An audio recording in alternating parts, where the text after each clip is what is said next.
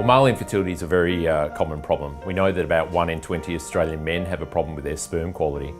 And we know that 1 in 6 couples have an issue with infertility, and male infertility is actually the #1 cause for infertility in this country. And even though infertility is often thought as a female problem, it's actually the problem with the sperm that accounts for at least 40% of infertility and plays some role in maybe another 10%. Well, there are many and varied causes for male infertility. There's some lifestyle issues that can cause it. Obesity or being overweight being one. That certainly stresses the sperm, and we advise men to try and keep a healthy weight.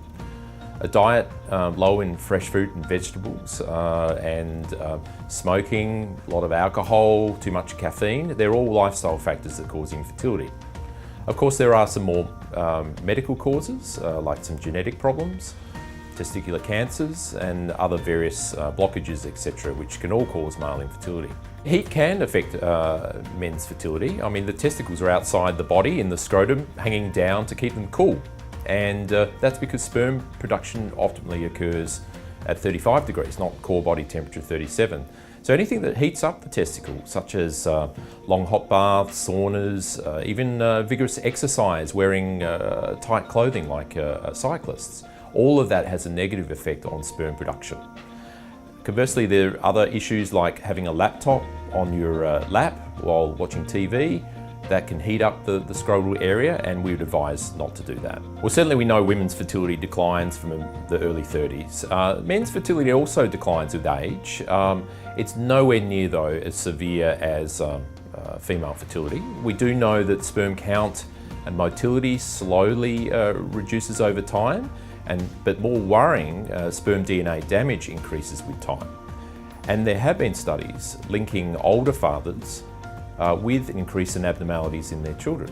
For example, dwarfism is more common in children of older men, autism and even schizophrenia. So we certainly suggest for both men and women that they try and have their children as early as possible. You don't know if you're infertile, obviously, until you have proven fertility. And I think it's an important thing to note that just because you've had a child before, you cannot assume now that you're still fertile, because obviously things can happen. Medical conditions can happen which can change your status. So if there is any suspicion that you have a fertility issue, then the man really must be checked. An early recourse to sperm analysis is really necessary. So aside from the natural determination of fertility, obviously in the laboratory what we do is a semen analysis. So a man here, he abstains from ejaculation for 2 to 5 days and then comes along to the Repromed rooms where we have some discrete rooms to produce a sperm sample. He then produces that sample, and our laboratory technicians look at that sample, and they look at many things, including the number of sperm, how well they swim, and what their appearance is. And from this, we can get an assessment of what the natural fertility potential is, or whether that couple would be better served by accessing fertility treatment such as washed sperm insemination or IVF with ICSI. So if a man has a low sperm count, then often we will do a second semen analysis, because you can have a bad day. For example, if a man's recently had a viral illness and has had a fever, that can put off his sperm count. So we'll delay the second analysis, and if that analysis shows a similar low count, then obviously they need some treatment. Now, the nature of the treatment will depend on the underlying cause of the low count. Sometimes it's simple in that hormonal therapy, sometimes a tablet, sometimes injections. But most of the time we can't modify that, and we have to look at other techniques such as IVF or intrauterine insemination. If it's a fairly minor problem with the sperm, that is a minor reduction in the count or the motility, the swimming activity, what we often do is wash sperm insemination, where we get the man to produce a sperm sample, we wash it in the laboratory and concentrate down the best sperm, and then we inject those sperm into the top of the uterus, closer to where the egg is released. And that can be quite helpful. Conversely, if it's a more serious problem, a very low sperm count or a very low proportion of sperm that are looking normal, we would rather do IVF, where we can take the eggs out of the partner's body, pick up a sperm that looks good and is alive, and inject that directly into the egg. And that will give the best outcome. What do I advise for people who are trying for pregnancy? Well, look, first of all, they need to give it an adequate trial naturally.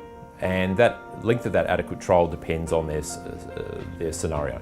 For instance, if the couple are young, and the woman has a regular cycle and she doesn't know that she has any fertility issues, then we would usually suggest trying for 12 months. And in that time, both the man and the woman looking at optimizing their lifestyle to improve fertility. So that means for the woman, being of a normal body weight, eating well, taking prenatal vitamins.